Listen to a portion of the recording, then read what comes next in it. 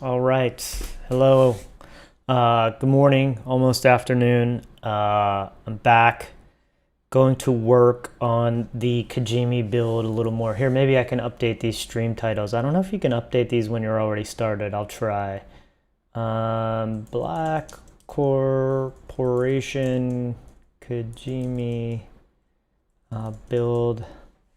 What are we doing? I guess more SMD soldering today. Update all of this, see if it works. I don't know if it'll let you do it while you're streaming. Never tried. I hit update all. It seems to be choking a little bit. It's not just saying all updated. Maybe I think that was my last title anyway, so it'll probably be the same.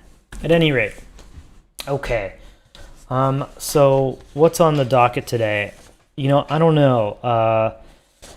Last night I printed the bill of materials for the voice cards version 2, and I have all these marks on here. So what I started going through, I had previously done this list, and you can see there's orange and yellow marks, and I can't remember what's what. I think the yellow marks were new items that I needed to buy. So what happened is I ordered the synth cube kit, and then later, I took a long break on this project, and in the meantime, the Voice 2 cards were released.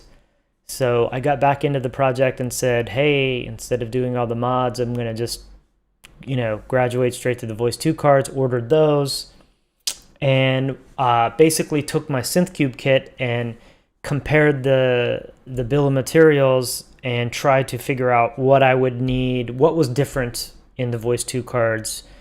And I ordered a bunch of stuff on Mouser, and it all came. And then what I basically figured is, okay, so I have all the stuff in the SynthCube kit that could cross over, and I have my new stuff, the new parts that I ordered. I should be covered. Well, I sat down last night and reprinted this list and then opened the SynthCube stuff and the stuff I ordered from Mouser or what have you, and started going through line by line and just checking off that I have them in the right quantities and make sure it's the right part in the right quantities. And I made it a good deal way through the list. I finished the whole list last night. Oh, by the way, I'm checking on the build forum. No one's responded yet, but I just asked if there were any. I'm using the bill of materials Rev 2.0.0, and just asking if there's any discrepancies from people who've built them already. If there are any parts that aren't on here or that are different than what's listed on here, to make sure I have the right stuff. I did notice that it has on that main board, or the hardware board, I think they call it, or something. They still have the resistor number 144 listed, and I think that has since changed to 137 resistor, so it should not be 144 resistor, it should be resistor 137. Gets changed out to 150k resistor. That's what I did on my hardware board based on what I read on the forums. Hopefully that is correct. It will affect the volume of the output of the cards. So we'll see. I think I got that right. Now, so when I went through this list again and actually checked, every item, how many I have, what's in the bags, and I kind of started sorting through this, I had everything, but I had missed some things. And I'm not sure whether on the previous list, I had them marked as being present, and I'm not sure why. I did move in the meantime, so it is possible that somehow these got misplaced in the transit and things. I don't know how they would have, but I couldn't find them. I couldn't locate them last night, so I did order a few more parts from Mouser last night. There were basically 2 missing resistor values that were kind of the weird ones, like 249 and 576. Some of the other ones that I got lucky, there was a 20K resistor And it was back ordered everywhere that I looked, and I actually had some on hand, so I got lucky there. Um, but and then there were TL074 ICs that for some reason I had marked as present, but I couldn't find them, and I needed 16. That was kind of the most expensive one. I think it was like 11 or 12 bucks. But at any rate, I ordered the three kind of missing items that I couldn't locate. So those should be on the way here shortly. And with that, I mean, it's extremely confusing, going through this thing line by line and trying to check the numbers and everything. I made mistakes a couple times. I tried to do like double and triple checking. So I think I have it all accounted for now with what I've ordered. So I should be good to go really on building the cards. I did find a few, I think 4 extra capacitors that were, I think, just extra in the synth. I'm praying they're extra, that I didn't miss something somewhere, but I'm pretty sure I didn't.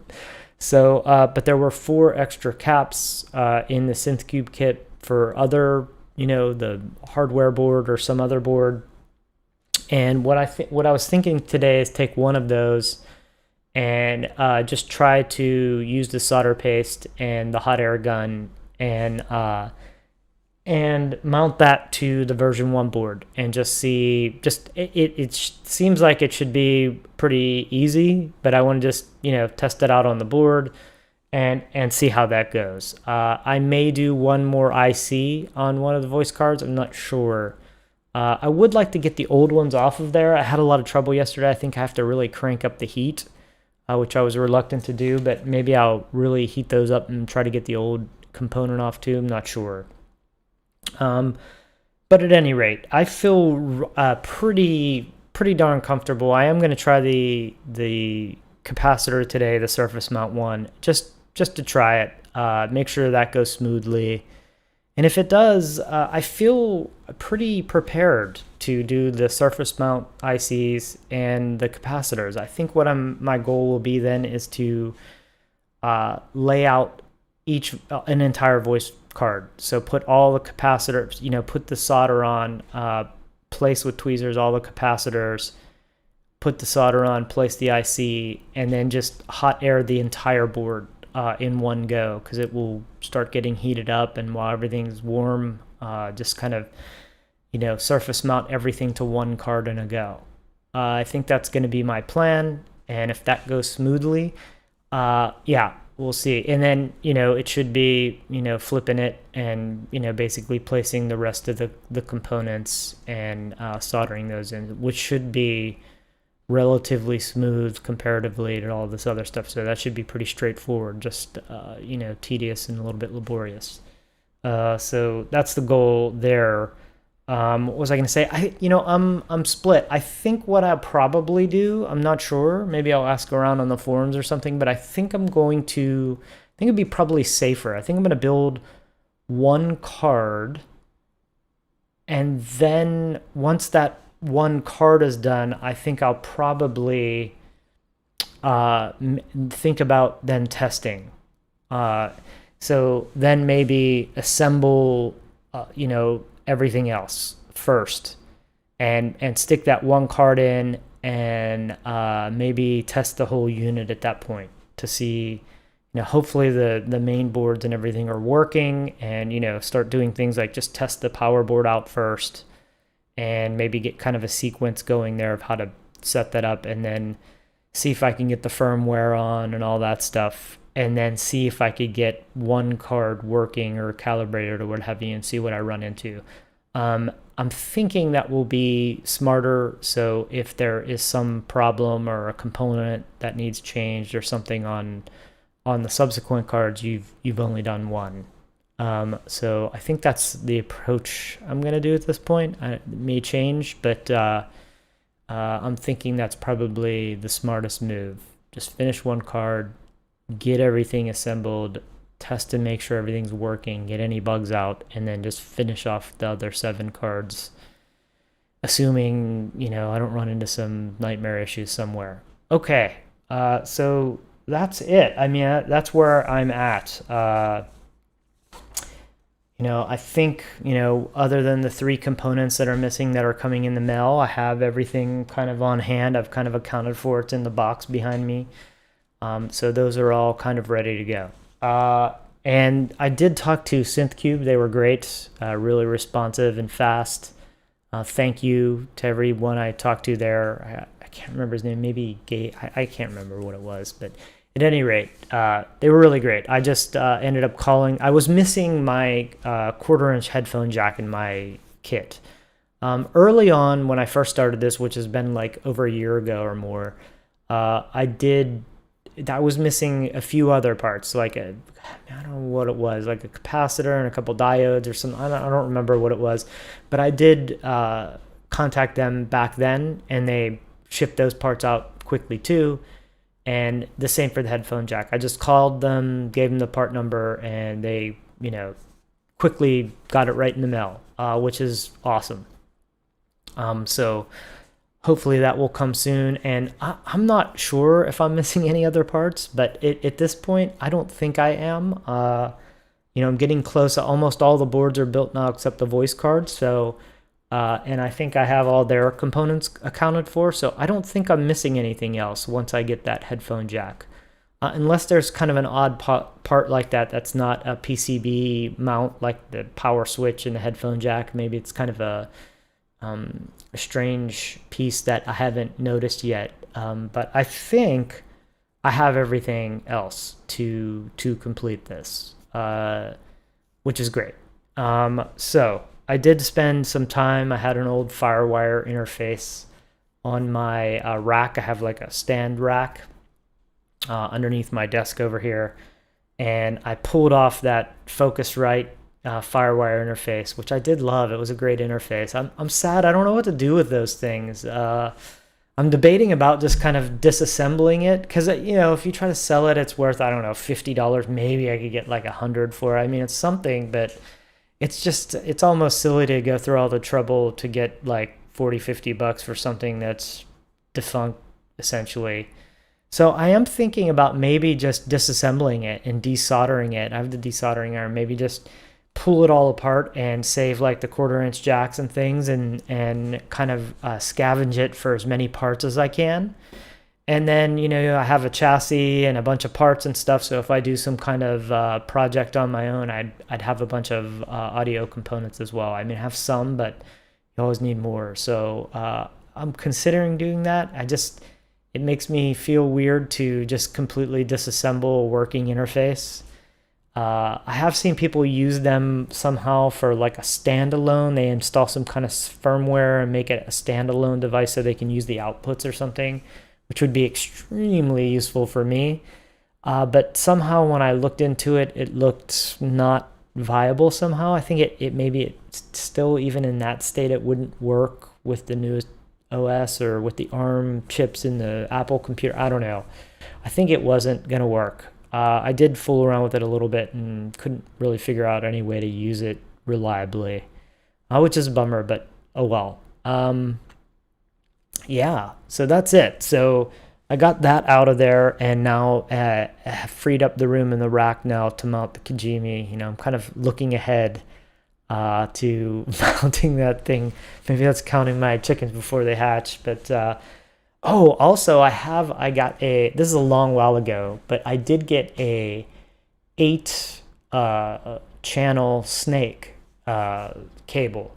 So it splits out into 8 quarter-inch, XLR, not XLR, but quarter-inch balanced jacks, or I think they aren't balanced. I don't know. I can't remember exactly, but quarter-inch jacks, 8 of them, and then on the other side they're 8. And I got that, and I got it, a little bit longer. I got that for that expansion board that I built. So hopefully once that goes in, I can just jack all of those in and then jack them directly into my mixer.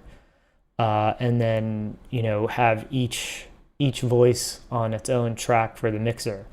I love that idea. I have been using my mixer for a bunch of surround sound, and I have it, so it has 24 channels, but I have 11 of those channels slated for outputs, to output each channel of the surround. up to 11 channels. It's like basically you could have a 10.1 surround sound for this music stuff. And I've been running it in 7.1, and it sounds amazing. I wrote a max MSP patch that will kind of, what do I want to say, automate and kind of generatively automate things like panning the voices or the sounds around the speakers in both directions. So it will kind of like pan it at a certain speed across whatever amount of speakers you have connected, and then slow down or reverse, or maybe go just faster or slower.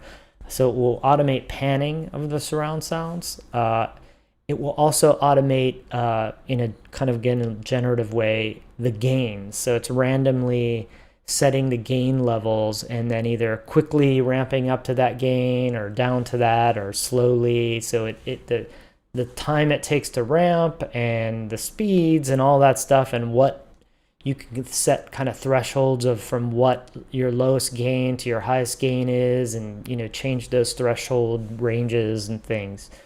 It's quite handy, and it's been working wonderfully. I'm making some new music that way for a live situation. But the point is it's eating 11 of my 24 tracks. Now I'm going to throw 8, so I'm already up to 19. What is that? 4 or 5 tracks left. So, that leaves me a couple mics and a guitar, and I don't know. So it doesn't really leave anything for like drums or anything like that. I could, depending upon how it is, I could use the stereo outs and just, run 2-channel for certain things, and then free up more on the mixer.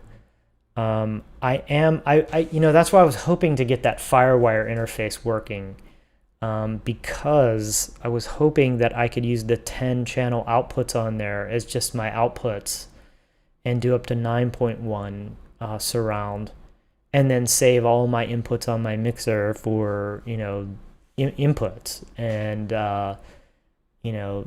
go at it that way. So that's the problem. I was looking at, I think, who makes it, Motu or something. I can't remember who. I think it's Motu. They make a 20-channel output audio interface. So it's just, they have one that's like 20 in and one that's 20 out. It's a bit annoying because there's not actually 1/4 inch or XLR connections in the back. They're like those little interfaces with the, I can't remember what the DB something pin. So it has like an 8-pin interface, and you plug in a jack, and then you have to buy a snake splitter that splits it out to the XLR or the 1/4 inch or whatever. And I think it's actually 24 channels each. And but I was looking at that because what I'm finding is I'm working in like hybrid mode. Like, so I'll have, something like the kijimi maybe going in, and, I have a guitar going in or a voice, and then as inputs into the mixer, and then what I'd like, but then I'm also working in software stuff. So I'll have software instruments like VST plugins and stuff, like Massive or some other kind of synth, right?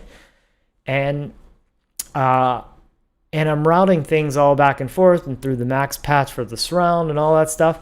But what I'm really wanting to do is things now like take a software synth and have it route out of the computer, and then maybe be able to throw it through the modular, like throw it through Morphogene. So you could have a software synth going into Morphogene, do something, and then come back out, and then go back into the mixer as an input, and affect it that way. I think that would be a really, fluid way to work. I'm just finding it like, it would be really nice to do things like that. So I'm definitely not a purist. A lot of people are doing just modular stuff, and it's kind of like the whole thing is to see what you can do just on the modular. And I don't really care about that at all. I'm not bound by that. So I'd really like to work a lot more fluidly. So I'm using pieces of the modular to modulate something that's coming out of the computer, or vice versa. So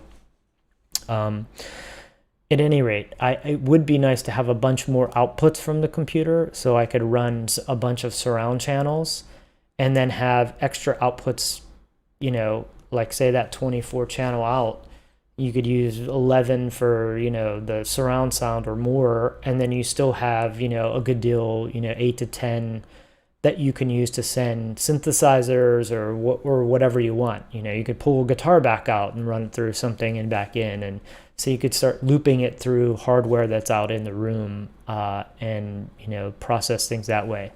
That sounds really exciting. And then it leaves a lot more inputs on the mixer to you know, to control all those inputs. So long term, I think that's kind of the direction I'm thinking. Okay, that said, enough rambling about this random music stuff. I'm going to head over to the desk and we're going to maybe try a surface mount cap solder on the version 1 board. I think that's where we'll start. Okay, hold on 1 second.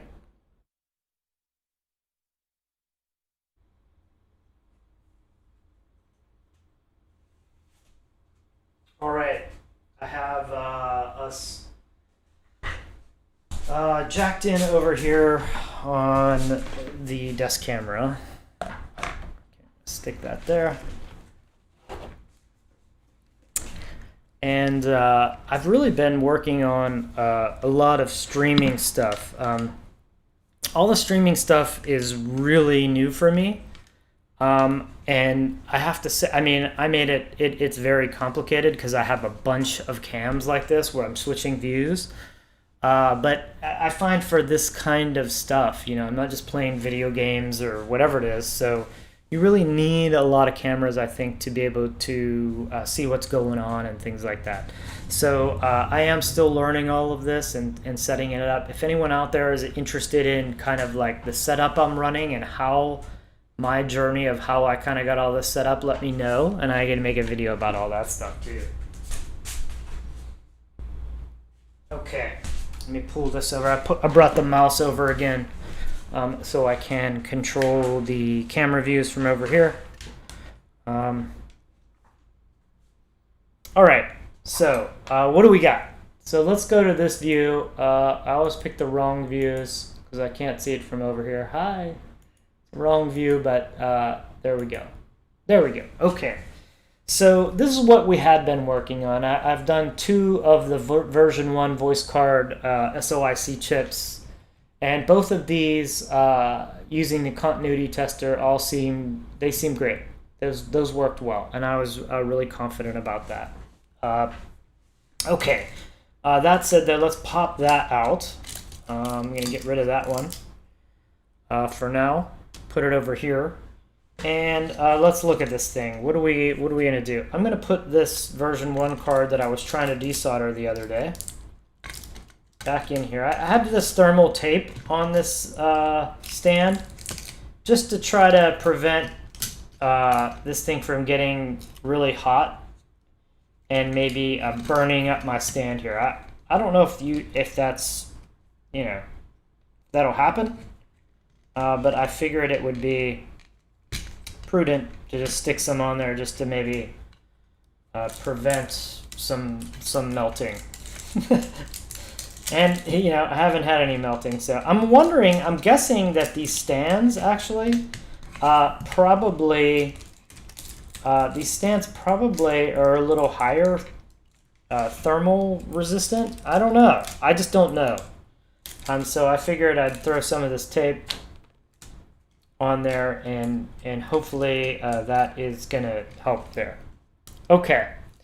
So we got that. Now I did, like I said, I think I had 4 extra caps from the SynthCube kit, and I think they're just extras. I'm praying that I didn't miss one somewhere. I'm gonna have to go over everything at the end here before I assemble this and make sure I didn't miss anything. But I think I just had some extras in there because I remember when that happened, I was concerned, and I did spend some time looking around and didn't find anything. Okay. So at this point, I think maybe what we're going to have to do here is switch over to our microscope. so we can see what's going on the board here now. Let's do that. Okay, there. That's the view I want. Okay, so this is the version 1 board. And this is that ugly IC we were working on the other day that I didn't have success getting off. I was doing it with the hot air rework station, but honestly, I wasn't trying super hard because I didn't turn the temperature up really high or anything.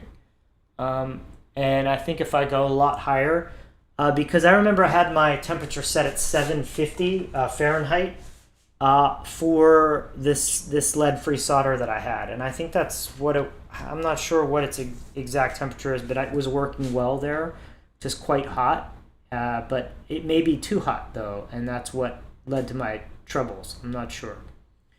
But I may try to get this off of there again. I'm not sure yet. But I think what I'm going to do is just go right beside it here to these two pads and try to place this. I think this is a capacitor. And I think that's what's on the voice boards, if I'm not mistaken.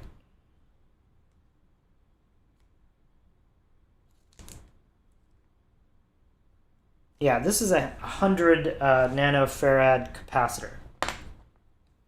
Okay, so I'm going to pick that guy up, if I can, and just look at it here. Okay, this looks right. See, there's already like hair and gunk on there. Boy, I'm having troubles with my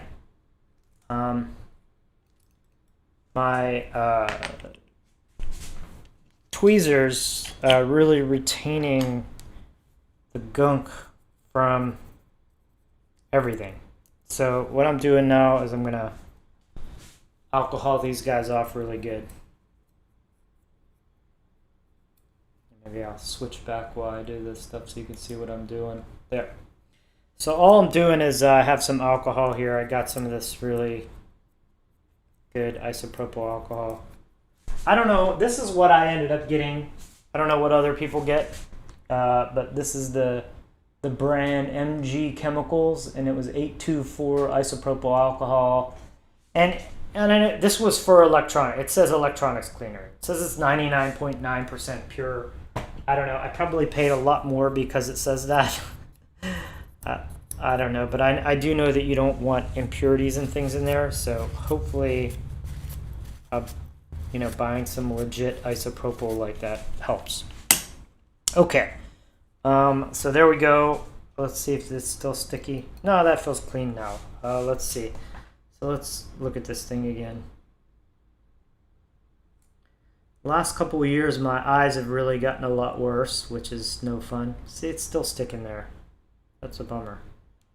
Makes these really difficult to work with when every time you touch something, it like bonds to the tweezer.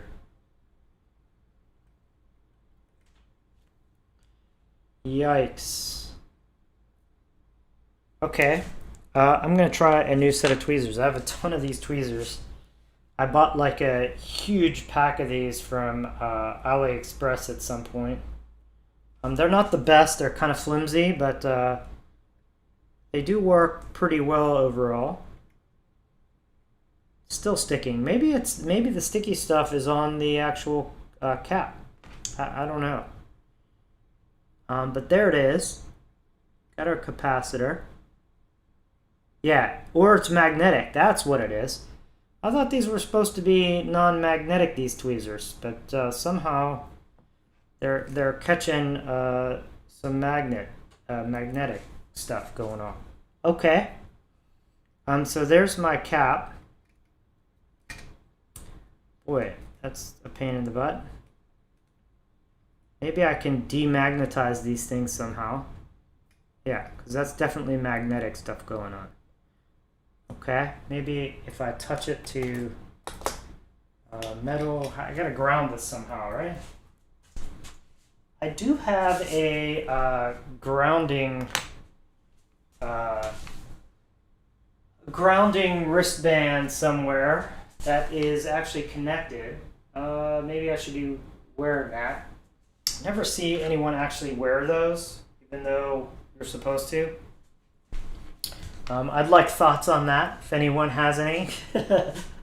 Whether you actually wear a grounding band and how that works out for you, because it does. It is winter here, and I do feel a lot of static charge. Maybe I can just ground this on the grounding thing. Ground myself for a second.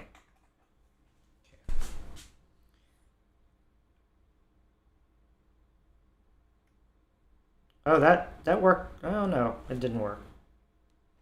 Worked a little maybe, but it still wants to stay. Okay, so there's our capacitor, and there's our leads. What I'm going to do, I think, is let's go for this again. Let's use a little alcohol, and let's just clean the pad. I usually do that first thing.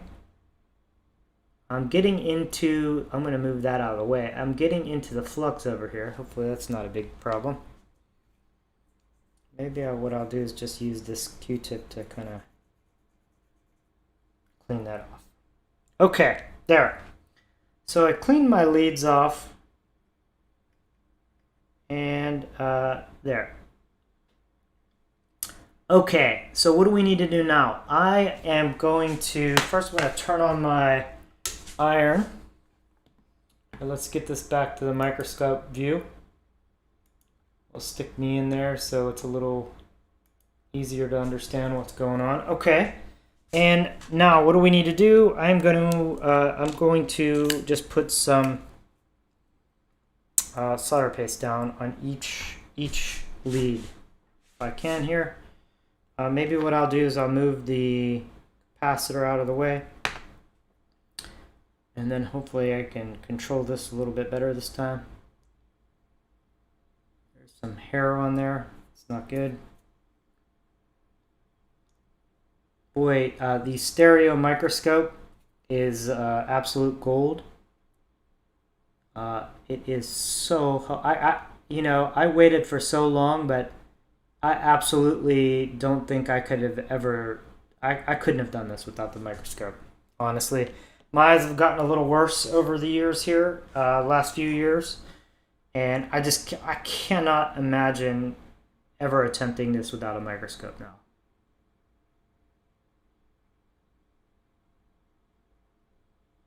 Okay, that looks pretty good. I'm going to go with that.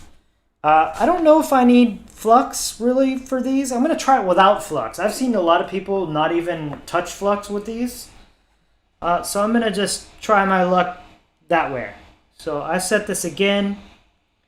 My temperature is set at 200. It's heating up now. I mean Celsius, right? That's Celsius. So I'm set up for 200 Celsius right now. And we're going to go at that temperature.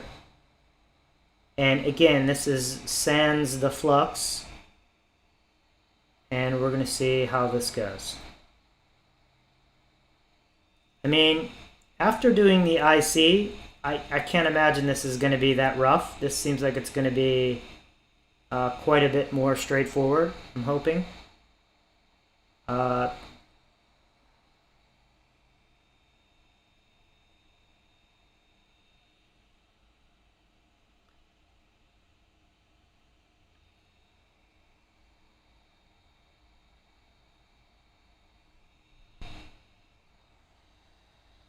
Keep trying to change the angle here. Different angles and such. Okay, there I saw it starting to melt.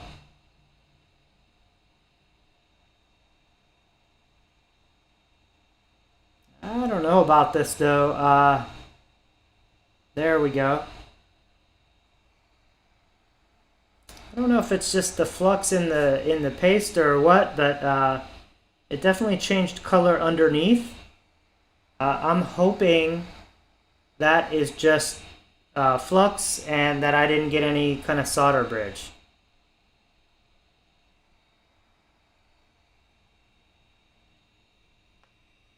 There we go. I don't know, I'm going to do a little bit more on this edge. Still see some bubbles over here. I don't know what that means exactly. Boy, this really heats up my my ring on my polarizer on the microscope as well. So I hope that's not a big issue. Okay, I'm gonna call that good. I do see a couple of little bubbles. I don't know if they're bubbles or solder balls on that kind of top left edge. I actually think they're kind of a bubble, but I don't know. And I do see a little solder looking ball down here right there and a couple up there. I don't know if those are problematic or not. Like I see one right there, a little ball. This should all come off with some scrubbing, but I'm going to let that cool down. It's really hard to tell. Like it still looks quite liquidy to me. I'm not sure if I actually reached a molten kind of state there. I'm going to let that cool and then give it a little poke and see if it moves. Because I'm not sure if that actually, I mean, it liquefied, but did it really turn to metal? The board's still quite hot.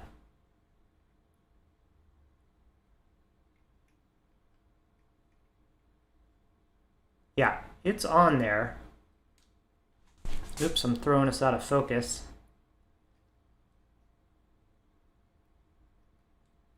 I think it's fine. I don't know how that is for you guys. Oh, you're a little out of focus too, aren't you? Let's try to get that better for those viewing. Okay, there. That's it. Okay, so I think that was successful. I am going to go ahead and give this a good swab down now with some alcohol and see how this goes.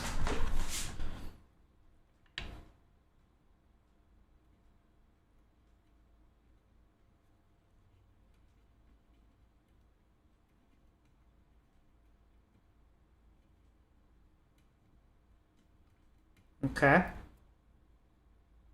I think I was catching the flux from next door. I don't know what that's, how that's, if it's just going to keep bleeding over into our cap or not. I'm going to try to get away from that and just clean up this cap really well and then take a look at it again. I mean, hopefully we are good. Okay, that's actually looking pretty good. I'm gonna see if I can get this a little bit on edge, maybe. Can we turn it to the side and get it a little on edge?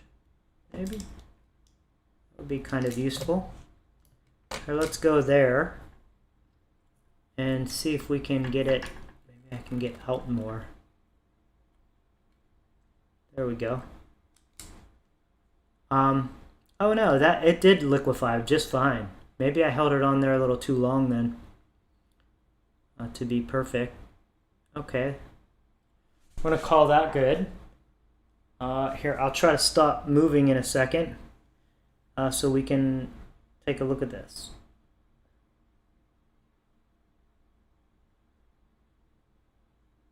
Yeah, I think that looks excellent. That looks great. This is much nicer than any of the solders I made with the iron. I think I am, at this point, a very big convert to hot air rework stations for anything that I can, because I find this to be way easier, and I think the solders look way better. Those look perfect to me. I don't know if if I should be covering a little more of the pad. Maybe I should be using slightly more solder on the pads to cover it completely. I don't know. I don't know what the technical terms, but the way that, from everything I've done with soldering, the way that it's, kind of wicking up and making kind of a concave curve up the capacitor looks great to me. That's usually what you want. and it looks like it gripped the sides and underneath just fine. I think that's perfect. It looks great. I got a little fiber in there from using the paper towel, which is not ideal. I think I would probably, ooh, what did I just squirt by me here? I think it was just the cap for the other thing. Anyway, I think what I would end up doing is just using these little cotton swab, or not cotton, these little synthetic swabs. And I would probably just start, I would just use these at the end. After I dried it a couple times, maybe with the paper towel. I should get some swabs that aren't, like pads that aren't cotton or something, because I just don't have anything now. Yeah, but that looks fantastic to me. Here, let's see if I can get you more in focus on the video. That looks about right from across the room. Sometimes it looks right from across the room, and then when I watch these videos, sometimes on YouTube or whatever, it looks super out of focus to me. So if it is, apologies, I'm still getting this down on getting things perfectly in focus. Because I do see a much wider field of view and different things through the viewfinder on the microscope. I see a lot more. Yeah. And I just saw a bot comment. I did turn on, I gotta research too, more things for like running bots to filter spam, or like, users that are gonna do weird stuff. Can I get this in focus this way by holding this? I don't think so. What I'm trying to do is be able to hold this thing on edge, and I want to just see if I can see under it a little bit. Okay, I'm getting close.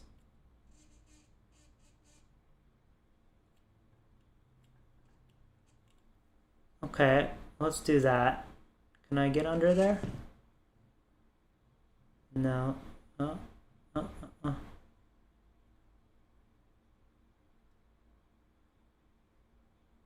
Okay, not bad. What I'm trying to do is just get under here, a view kind of underneath, and see if I can tell if it's bridging or anything. And I'm almost positive from looking through this that it is not. It looks perfect to me. I'm trying to get it so you guys can see it on your end. But those look clean. All right.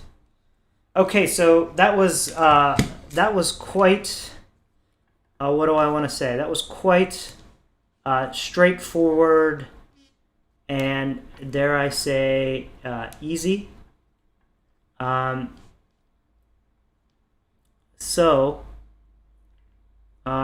Yeah, that was like really straightforward. I'm trying to see if I can get this thing a really nice close-up.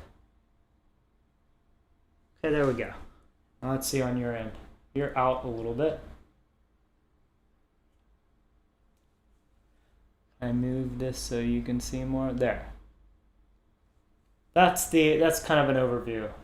I don't have my microscope all locked down because I keep moving it, so everything's a little shaky. Apologies, my desk's not the most stable either.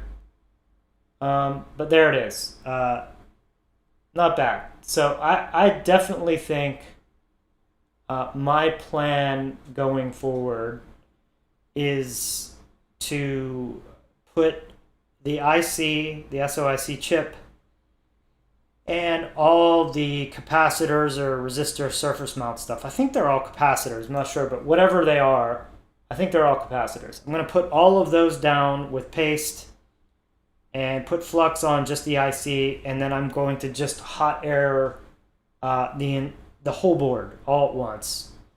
And then I'll flip it and then place all the through hole stuff and then go that route and approach it that way. All right, so that was great. Now, let's look at this thing real quick. Am I going to attack this thing, or am I going to leave this as is? I don't really need to do this. maybe what I'll do is just for science kind of thing here, I'm going to back this off a little bit so you guys can see better. There we go. There. And maybe I'll adjust my ring polarizer. That makes it a little too dark for you guys. Let's go this direction. The polarizer is fantastic, by the way. If you're doing the microscope stuff, I would definitely get a polarizer, especially if you're going to try to video it at all. And on top of that, don't pay a super lot for it. You can dig around on AliExpress and find these quite reasonably priced. They are here. I'm resetting my hot air workstation to a really high temperature. I'm gonna try, I don't know, I'm gonna try 500 Celsius and see if I can get, or I don't know, 475 say, and see if I can get this IC off of here, the one that's kind of stuck on there. But yeah, get a polarizer if you're doing this, if you want to do the microscope. Now my capacitor might come off as well, and I may just take it off. So my goal was to kind of have clean boards, clean version 1 boards, and then either, you know, pass these on or something, just get rid of them, because I'm not really going to need these anymore at this point. So it may be worth it to either sell them or just give them to somebody if somebody. Okay, oh boy, that came off really easily this time. So I'm imagining, okay, there, so did that. Okay, so that the 475 definitely worked. It's definitely stinking a lot more. So my guess is that it was, oh boy, let me turn the fan, is that it just needed to be much hotter. I'm going to push this back down to 200 where I was at. I'm actually thinking about going a little more than 200 because it is melting things, but it takes some time, and they do I don't know, they seem a little undercooked to me. Maybe I'll go like 210 or 220 or something. But I would like to stick with like kind of like as little as I could for that. So I think this board is damaged when I'm looking at it. It definitely looks like, what I'm going to do now is switch to the soldering iron, maybe? Or do I want to do that? No, I'm going, yeah, no, Yeah, maybe what I'll do is kick I'm going to try the hotter rework station again. I'm going to kick this up to, I don't know, 325. I'm kind of making these numbers up. And then I think what my goal here is, I'm going to try to, you know, let me look at these pads. Well, I think those ones on the left are destroyed. It's hard to tell exactly, but I think what I'm going to do at any rate is just, I'm trying to decide whether I'm going to re-tin them or just wick them off and try to clean it up. I think I'm just going to wick it off a little bit here and try to clean it up a bit. So I'm going to put a little paste, a little flux on here.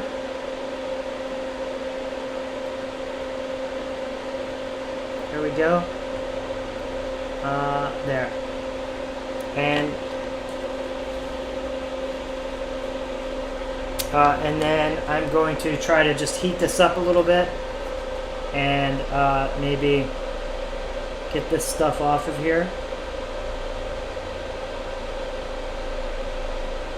I guess I never did this before, so I guess I can't really use the hot air for this because it is, I don't have an iron to like press the flux with, so that's kind of a dumb idea. So I'm going to put my rework station back down to 200 where it was, and I'm going to kick on my iron, which I think is set around 400 Fahrenheit, which is what, around 200 Celsius, and then I'm going to just see if I can clean up these joints. I would like to see whether that that board is destroyed up there. At least those pins, and I think they are. Okay, that's at 400. So I'm gonna go ahead and maybe I'll try to get this guy going.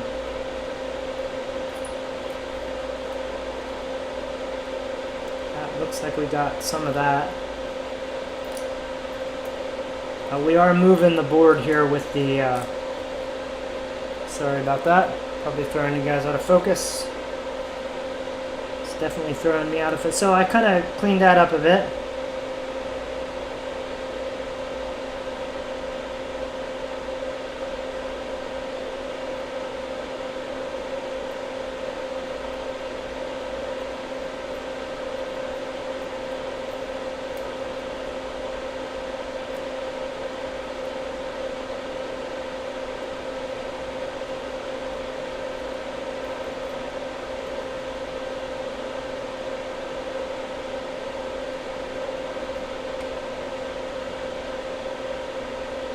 Yeah, that one pad is lifted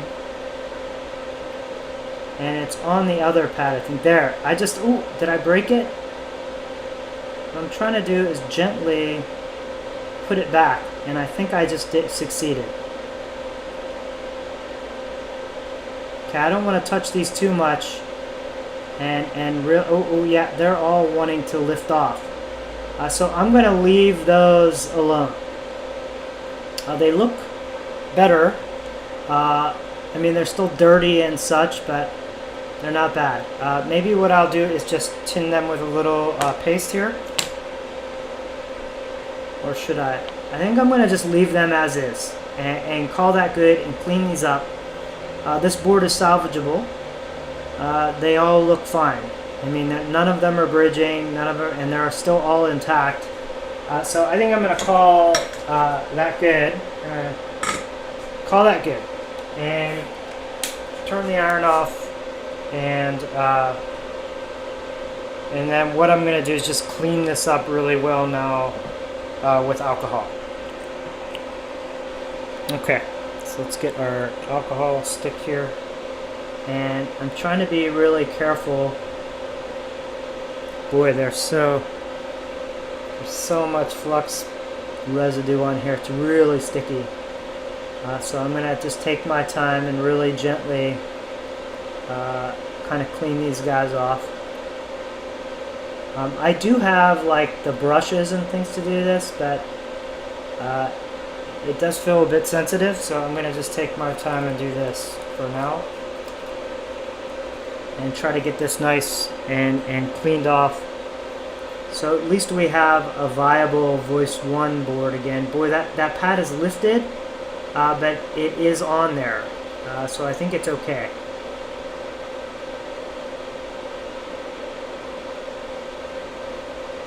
So this board is definitely not, you know, a number 1, but it is definitely doable. I don't think I'm going to build the voice 1 card, the voice, you know, version 1 cards, but it just seems terrible to, you know, let this board just be, you know, complete trash and just leave it all destroyed.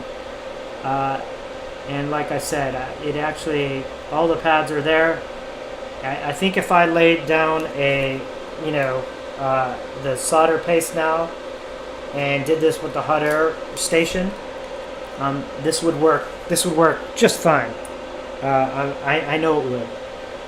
I can tell.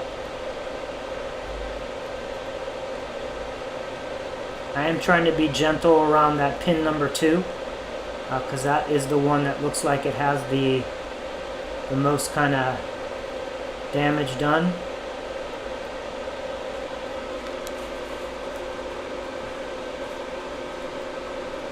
And I just keep reapplying and reapplying this alcohol.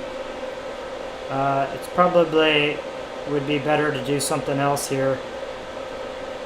I don't know if anyone has good alcohol cleaning techniques, let me know. I have it, you know, on the build forum, a lot of people went into so many different, you know, recommendations of, you know, like car degreasers and all kinds of stuff. And I've read a lot of that stuff online as well. I mean, I did watch a ton of videos before doing all this stuff. YouTube, a million videos I watched, and reading blogs and seeing all kinds of advice. Okay, that looks pretty clean actually. I think I've got most of the flux off of there. I'm going to try to zoom in here a bit. It does look like 2 could be bridging to 1. I don't think it is. Boy, that number 1 and 2 pin are ugly. I think I just destroyed it with heat. It just looks like extremely overheated to me. It looks just like the board was like incinerated.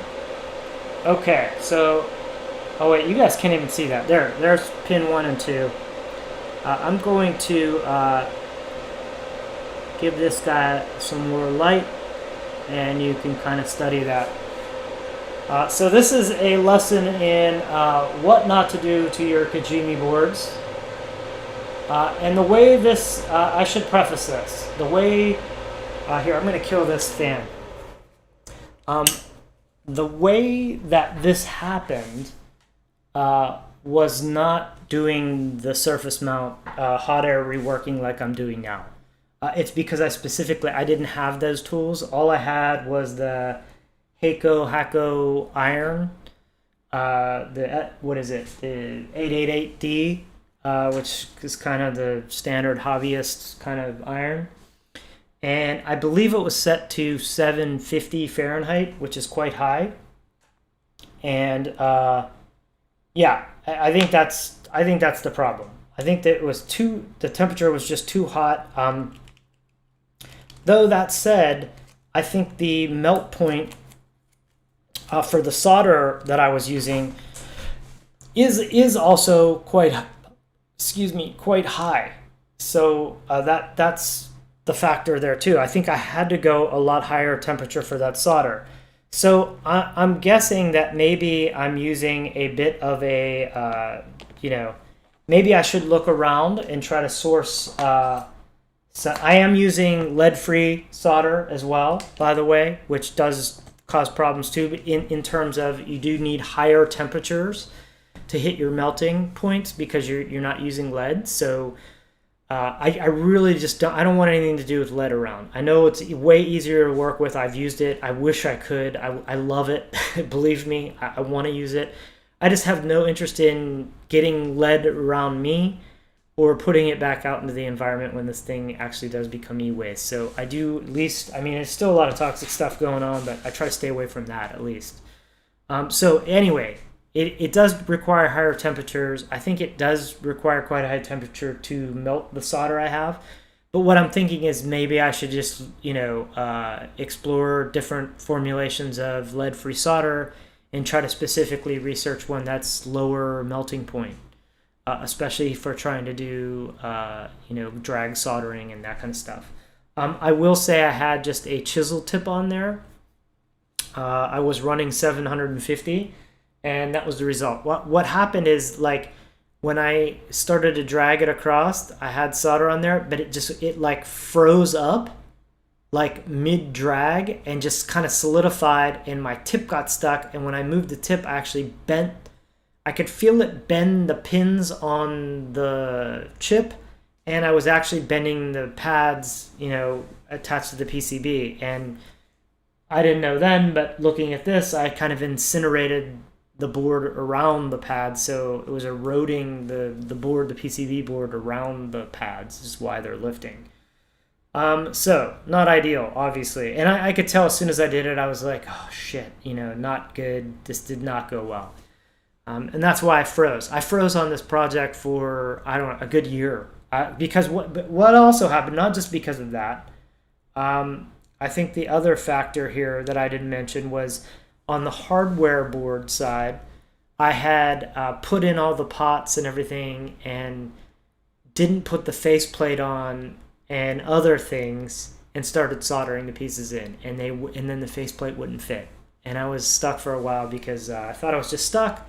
finally got our soldering or desoldering tool and actually was able to desolder just the buttons, and it was enough of a wiggle room to leave the pots in place, thank God, and I was able to finish the hardware board. So those were my two big faux pas.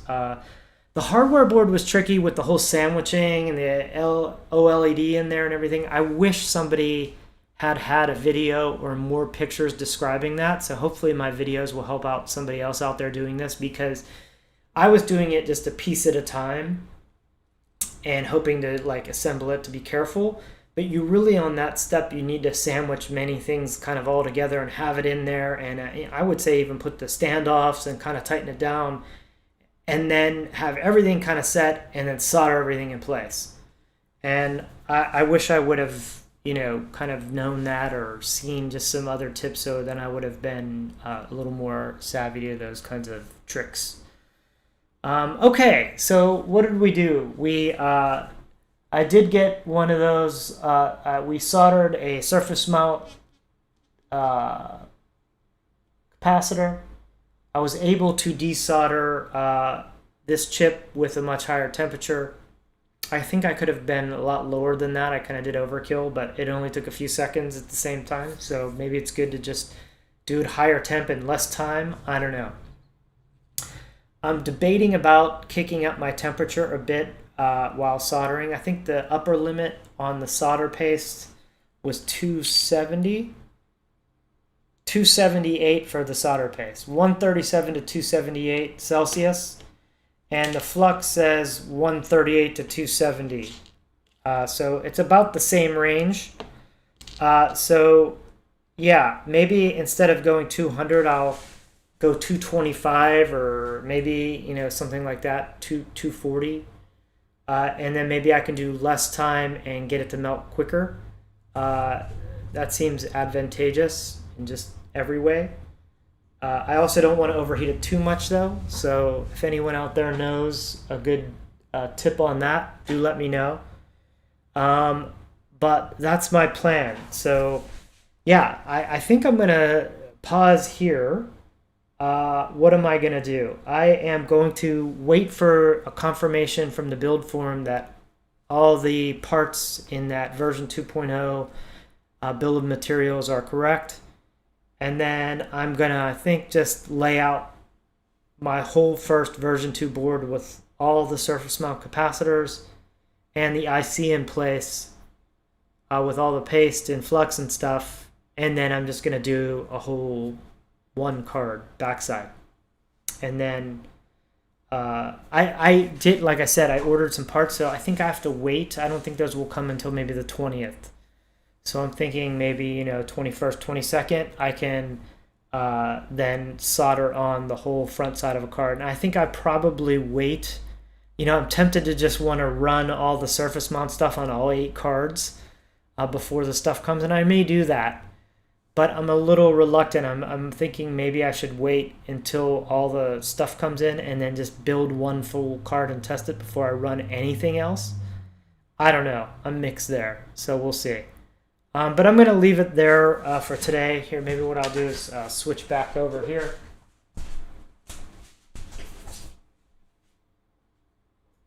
Yeah. Oh, wait. Here, this thing.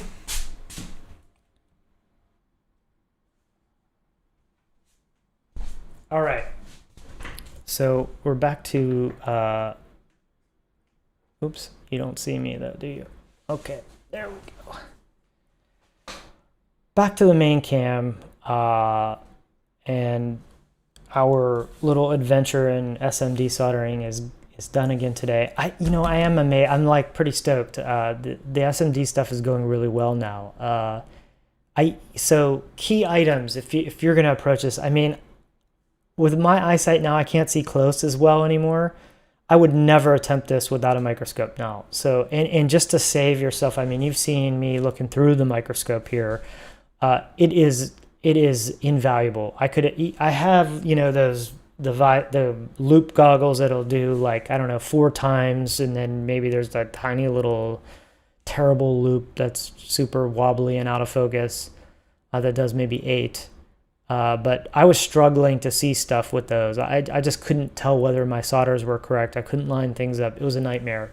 That's also what caused my destruction of the version 1 board there.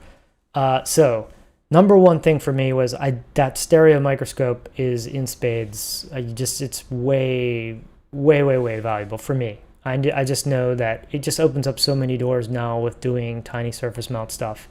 And then number two is I think getting a cheap hot air rework station. That I have the 858D. I think those are like $50 or something, maybe less. Especially if you got it on like AliExpress or something. But I think I just bought mine on Amazon or something. But they're just it's invaluable. It's working really well. It's easy to use. It seems to be really effective and works just great. And I remember I'm not sure about the solder paste I bought, but I remember the flux that I bought was I think it was on the expensive side, that Amtech stuff. But it had really good reviews. I remember watching 100 YouTube videos or something of people comparing fluxes.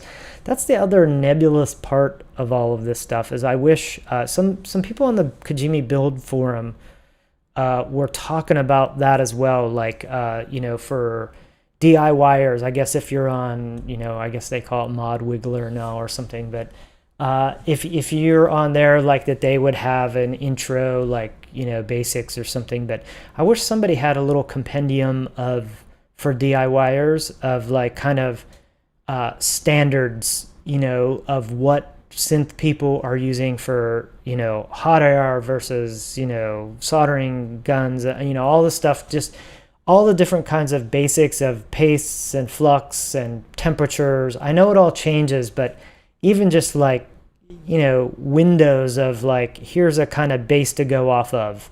No one seems to have that, and I literally watched like 100 hours of YouTube videos of people comparing hundreds of fluxes. And I mean, I know that's probably overkill, but it's just they all are used for different things. I understand it's a complex world of electronics out there, but at the same time, I mean, these are pretty straightforward things we're really doing as well with these surface mount components on here. I mean, it's not super complex in the realm of things. So I just wish there was like a kind of a jump-in guide of, okay, here's 3 or 4 solder types, leaded and unleaded, that are really good for these couple applications, and here say synths, and here's a really here are 3 or 4 fluxes that are really kind of the standard stuff, and if you're doing this specific thing, look into these couple, like. Just a kind of, and here are some temperature guides. This is roughly where, we're kind of at when we solder. I just find that would be so helpful, and it seems to be so nebulous when I try to research this stuff online. It seems really hard to find those kinds of specifics, which seem like they would be basics to me. And again, maybe it's just because I'm new at it and I don't know, and I don't have friends that do it that much, so it would be something that's just kind of common knowledge otherwise, but I don't know why it seemed really difficult for me to find that kind of common knowledge if it is. If somebody knows a really good website that kind of has overviews, it would be awesome to have a cheat sheet for this. Something you hang on your wall that gives you fluxes and solder pastes and all that stuff, and just kind of gives you the top 5, and it gives you times and temperatures and stuff. That would be amazing. Something like that are things that I've been thinking about. What else in terms of this project? I'm also trying to just encapsulate all these thoughts as I'm building this for people when you're going to build yours or what have you. I'm definitely trying to document the things that I'm screwing up on, so you are able to navigate away from those mess ups. Hopefully you are from this. I mean, I would love to build a Deckard stream now. I have to admit, God, it's just crazy. Maybe, I don't know, maybe Black Corporation would give me one if, or at least the cards or the PCBs or something, if I were to build it all live again and document it. I think that would be cool as well. At any rate, or one of their, what is it, the Xerxes or something. I would love to try any of those. I would love to build all of their equipment actually. So anyway, but I'm gonna leave it here today, at least for now. Maybe I'll be back in the afternoon again or something if I find out some new information. Here, let me check the build group. I see I have one on here. Let's see. I don't think anyone responded yet to this. No one responded yet on my question about the bomb for the version 2 cards. So we'll see. Hopefully somebody will respond sometime today. All right, I'll leave it here. I hope you all have a great day out there. Stay safe. Take care. Bye.